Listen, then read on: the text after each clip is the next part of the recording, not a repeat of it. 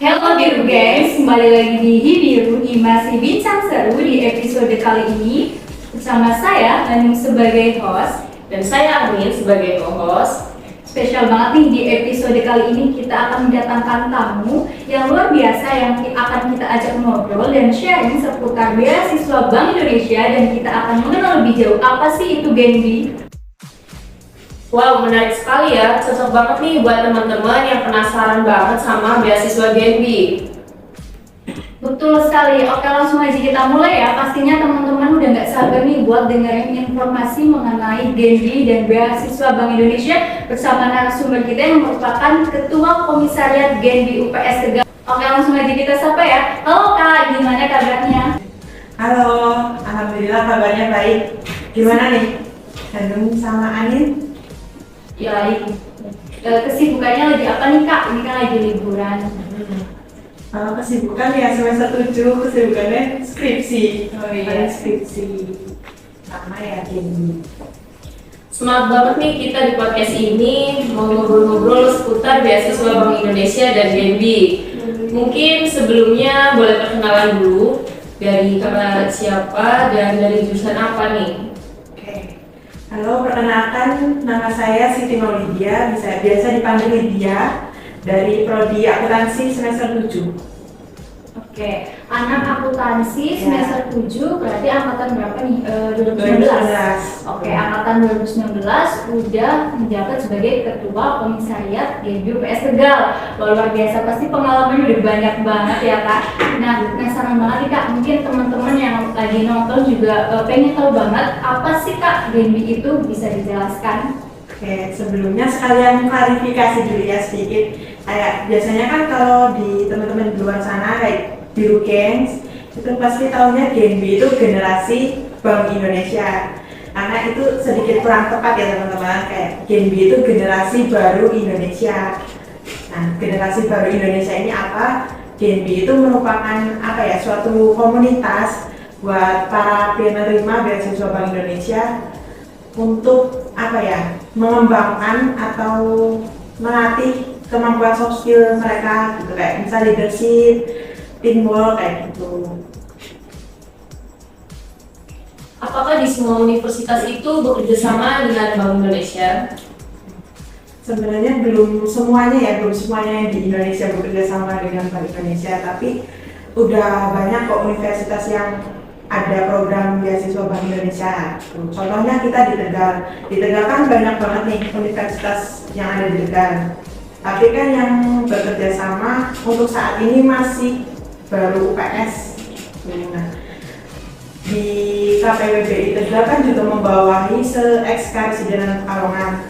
Jadi dari KPWBI Tegal juga bekerja sama Universitas di Pekalongan. Nah, yang di Pekalongan juga enggak semuanya yang di Pekalongan bekerja sama Bank Indonesia gitu. Nah, buat saat ini kalau yang di Pekalongan itu baru 2, UIN Gus Dur sama Universitas Pekalongan. Jadi hanya mahasiswa pilihan aja nih yang bisa dapat beasiswa Bank Indonesia gitu ya. Tentunya mereka udah melakukan tahapan yang cukup panjang juga dan seleksi yang cukup ketat. Salah satunya ada narasumber kita kali ini yang luar biasa udah terpilih jadi Ketua Komisariat Genbi UPS Tegal sekaligus bisa mendapatkan beasiswa Bank Indonesia. Mau tahu dong Kak, di Genbi itu fungsi atau tujuan kita sebagai anak Genbi itu harus apa? Tujuan kita ada di komunitas Genbi itu ada 3. Yang pertama frontliners, yang kedua agent of change, sama yang ketiga future leaders. Nah, frontliners itu apa? Frontliners itu menjadi garda terdepan dalam mensosialisasikan peran, fungsi, serta kebijakan Bank Indonesia kepada masyarakat. Kalau agent of change itu menjadikan generasi yang memiliki kompeten dalam berbagai bidang keilmuan serta dapat memberikan perubahan positif dan menjadi inspirasi bagi bangsa dan negara pada umumnya. Terus kalau future leaders itu diharapkan teman-teman Genbi ini bisa menjadi pemimpin bangsa gitu, yang memiliki kemampuan atau kompeten dan wawasan yang lebih luas serta komprehensif sehingga bisa menjawab berbagai tantangan di masa depan.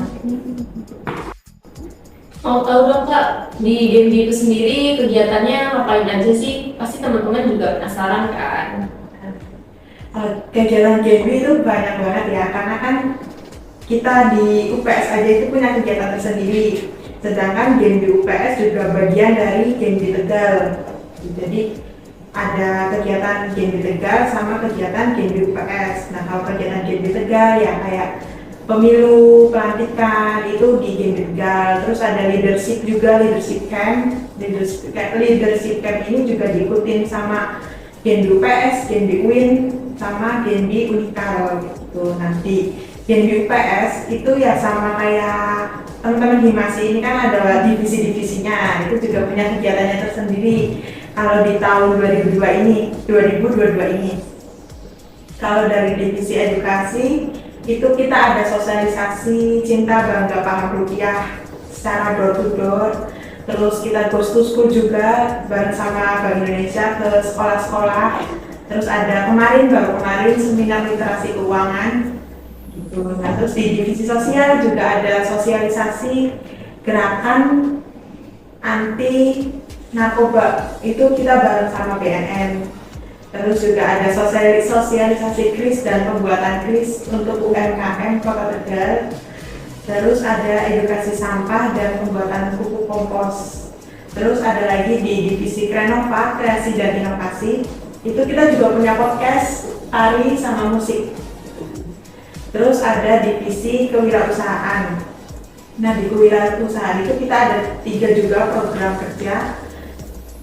Genbi Project itu kayak danusan. Itu kita ada buket, jajan dan lain-lain. Terus ada merchandise Genbi. Merchandise Genbi ini sebagai kayak wujud dari ekonomi kreatif. Jadi itu di merchandise Genbi. Terus ada hidroponik juga. Hidroponik ini melatih teman-teman Genbi buat mandiri secara pangan. Terus ada divisi humas. Divisi humas ini kita ada pelatihan desain grafis, terus video profile sama yearbook. Pastinya banyak banget nih kegiatan-kegiatan di Genbi yang dapat membantu untuk mengembangkan skill anak-anak Genbi. Nah, ngomongin soal pengembangan skill anak-anak Genbi nih, di Genbi itu apakah ada struktur pengurusannya, dan kalaupun ada, apakah sama dengan organisasi yang lain? Kalau struktur pasti ada ya, setiap komunitas atau organisasi pasti ada strukturnya. Nah, kalau sama atau enggaknya ya kurang lebih sama, cuman yang membedakan karena kita kan bekerja sama juga sama instansi, jadi terus kita kan ada Genbi UIN sama Genbi Unikal juga nih, gitu, yang biar bersinergi bareng. Jadi kita juga punya koordinator komisariat atau korkom. Nah, itu ada Genbi Tegal. Jadi yang membedakan, kalau misalkan kayak aku nih, aku kan Genbi UPS Tegal. Nah, di atasnya aku berarti ada ada ketua korkom yang megang Genbi Tegal. Nah, di situ jadi kita juga punya jalur koordinasi yang lebih luas, lebih rumit gitu. Terus pembina juga kita punya 2, pembina di UPS sama pembina di BI. Kita pengen tahu nih, pengalaman apa aja sih yang udah kakak dapetin selama jadi anggota Genbi? Pengalaman apa nih? Suka apa duka? Dua-duanya juga boleh banget, Kak. Oke, pengalaman sukanya dulu ya. Pastinya banyak sih, tambah relasi juga kan. Kita kan bareng-bareng nih sama teman-teman dari Pekalongan juga gitu. Terus pernah banyak banget kegiatan atau event-event yang menarik gitu, kayak waktu tahun 2021 itu pernah ikut leadership camp nasional, tapi walaupun secara online ya karena lagi COVID gitu, tapi kan tetap aja maksudnya tetap dapat feel-nya gitu, kayak banyak relasi juga di nasional. Terus ada juga pas tahun ini kita ada leadership camp Tegal yang gabungin 3 komisariat itu. Terus kita juga diajak ikut langsung berpartisipasi aktif dalam kegiatan-kegiatannya BI kayak gitu. Kayak misal kemarin pernah ada acara dari BI itu bikin sampan. Nah, di situ kita diminta buat ngisi acaranya. Terus ada juga banyak banget pengalaman-pengalaman ikut seminar-seminar dari yang diadakan sama BI, entah itu BI pusat atau dari BI Tegalnya sendiri, yang pastinya bisa nambah wawasan juga, pengetahuan juga. Oke, tadi kan kita udah bahas tentang pengalaman yang kakak dapetin selama ikut GNB. Sekarang aku mau tanya tentang beasiswa Bank Indonesia yang lebih spesifik lagi nih kak. Kakak pertama kali dapat informasi beasiswa Bank Indonesia itu dari mana sih? Dan berkas apa aja yang harus dipersiapin buat mendaftar beasiswa Bank Indonesia? Kalau dapat info dari mana, otomatis info dari Komting ya. Tapi karena GNB apa ya namanya, jarak pendaftarannya itu cepat, jadi ya pas tahu itu paling H-1 itu pas lagi tahun pertama ikut GNB, H-1 H-2. Terus persyaratan apa aja ya, pasti persyaratannya berkas IPK paling nggak minimal 3,25, terus ada CV juga, motivation letter, terus pengalaman organisasi juga itu perlu. Terus udah sih paling itu persyaratan yang di berkas. Tadi udah tahu nih infonya dari mana. Sekarang gimana sih caranya untuk dapetin beasiswa Bank Indonesia? Apakah ada kriteria-kriteria tertentu? Kalau kriteria yang pasti kriterianya itu yang tadi IPK. IPK itu harus lebih dari 3,25. Terus aktif entah di organisasi internal atau eksternal, itu dibuktiin sama surat keaktifan. Terus apalagi kalau kriteria sih paling itu, cuman kalau tahapan-tahapannya itu ya kan ada tahapan seleksi berkas, nanti lolos berkas lanjut ke wawancara. Nah, kita wawancara juga langsung dari BI yang wawancara langsung. Mau tahu kak, menurut kakak sendiri itu persaingannya cukup ketat atau gimana, atau susah banget masuk itu atau GNB atau gimana? Kalau ketat sih cukup ketat ya, karena setiap universitas itu kuota penerimanya cuma 50. Sedangkan yang daftar itu kan pasti lebih. Di berkas aja bisa sampai 100 lebih. Nah, nanti di berkas itu diambil 75, biasanya 75 buat ikut ke wawancara. Nah, nanti yang lolos wawancara ya diambil lagi cuma 50 anak. Jadi kalau dibilang ketat ya cukup ketat. Untuk strateginya itu tadi kan ketat nih. Kakak punya strategi nggak sih untuk bisa lolos gitu ke tahap berkas, terus kemudian tahap wawancara, itu ada strateginya nggak? Strateginya ya paling belajar sih, kayak belajar. Pastikan kalau di wawancara namanya kita mau daftar di instansi yang lingkupnya ekonomi, otomatis kita harus pelajari lebih banyak nih tentang ekonomi, apalagi Bank Indonesia yang mau kita daftar lah. Jadi ya kita harus tahu banyak apa itu BI, terus sama nggak sama bank-bank yang lain gitu. Terus apa sih kebijakannya, strukturnya pun dihafalin gitu. Karena itu pasti ditanyain di wawancara. Terus sama ini sih lebih ke lebih fokus sama diri sendiri. Biasanya kan kalau kalau tes wawancara itu dari kita kayak kepo, tanya-tanya kemana-mana, daripada sibuk nanya-nanyain yang ke kating-kating atau ke yang udah wawancara, itu mending fokus sama diri sendiri. Kalau misalkan tanya-tanya kan pasti yang diceritain yang nggak enaknya pasti udah terlanjur takut, jadinya kan pas wawancara ngeblank. Jadi ya mending nggak usah tanya-tanya ke mana-mana dulu, kayak gitu. Fokus aja, tetap belajar. Nanti pasti juga dikasih kisi-kisi kok. Sebelum wawancara itu ada Zoom sama dari BI-nya langsung, itu kira-kira yang garis besar yang mau ditanyain di wawancara itu apa. Nah, sebelum kita tutup obrolan kita pada hari ini, mau tahu dong, GNB ada jargonnya nggak sih? Oh, ada dong.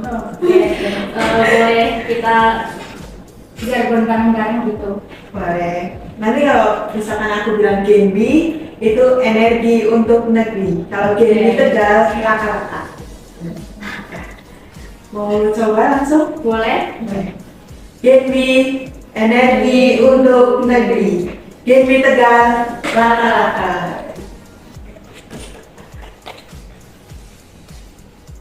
Oke, tadi udah ya cukup perbincangan kita kali ini seputar membahas beasiswa Bank Indonesia dan Genbi bersama Ketua Komisariat Genbi UPS Tegal, Mbak Lydia. Terima kasih Mbak udah meluangkan waktunya untuk datang ke podcast ini dan berbagi informasi mengenai Genbi dan beasiswa Bank Indonesia.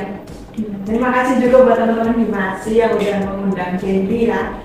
Terus buat Miru Gengs jangan lupa juga kepoin YouTube Genbi Tegal. Di situ juga banyak podcast cari tahu tentang Genbi pastinya ya, mau buat wawancara juga. Oke, buat teman-teman semua nih, jangan lupa pantengin terus podcast Hibiru di episode berikutnya. Oke, saya Hanum. Saya Amin, mohon pamit undur diri. Sampai jumpa di episode berikutnya. Terima kasih.